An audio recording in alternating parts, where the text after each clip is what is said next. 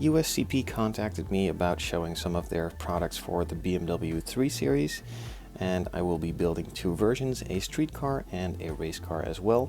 As you can see, this is the street car, and I will be adding a lot of M3 components to that. So let's just show what I'm starting with, and then in another video I will be adding all of the separate parts and pieces that I will be adding onto it in order to change it into an M3 with a nicely detailed interior and also engine.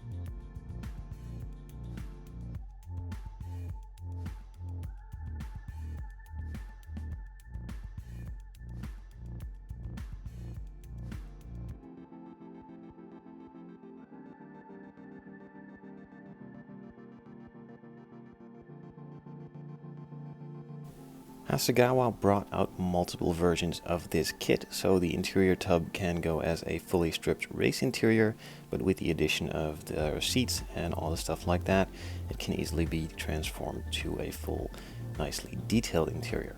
Now, of course, pretty much all of this will be changed with the addition of the USCP full detail interior, as those parts are a lot nicer than these. It doesn't really have all that much detail, but in the end it's not all that bad either, although it's a pretty expensive kit, so it's a real shame that they didn't really spend all that much time on detailing this out. Some of the details I'm talking about, of course, are the front and rear seats, the steering wheel, even some of the headrests, the steering column, and some of the center console pieces. Now, they are generally nice but not over the top, and they are missing a bit of detail as they're pretty plain.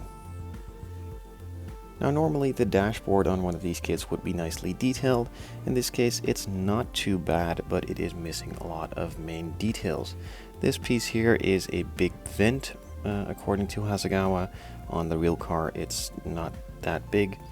It has multiple vents in it. These details are pretty much non-existent, and other lines are just not as crisp as they can be. As you can see, they did spend a lot of time detailing this part out, and then the rest pretty much just seems to be forgotten.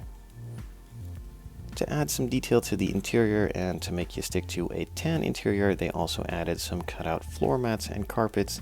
These are sticky back, so you can just remove that and stick them in, and they should fit perfectly, though I will not be using them as I don't really think I will be going for this color of an interior, but it is a nice feature to have added into a kit. On the contrary to the interior, they did spend a lot of time on the chassis detail. I'm not really sure why, as that's pretty much all never going to be seen again once you put it on its wheels, though it is nice that they didn't spend a lot of time on there, as it's a pretty cool part of the build. A lot of these parts are separate pieces, so that makes them a lot easier to detail and paint in the various different colors, getting a really nice and clean chassis. And all those parts, of course, need to go onto something, and that is this big piece. The engine and transmission are molded in. I will be cutting those out and replacing them, and this part also has some of the bumpers on them, which will also be replaced.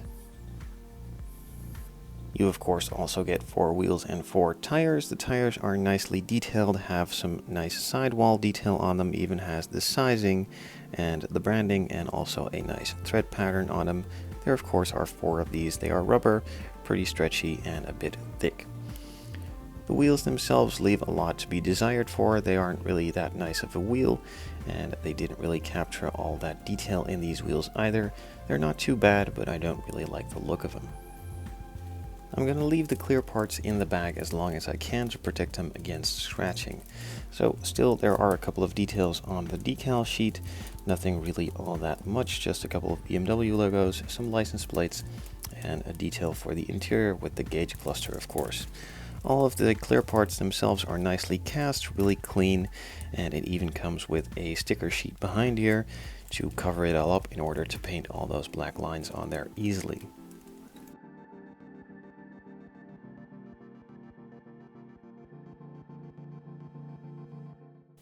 The main body on the kit is molded in red plastic, which is a real shame as that pretty much limits to the colors that you can paint it into.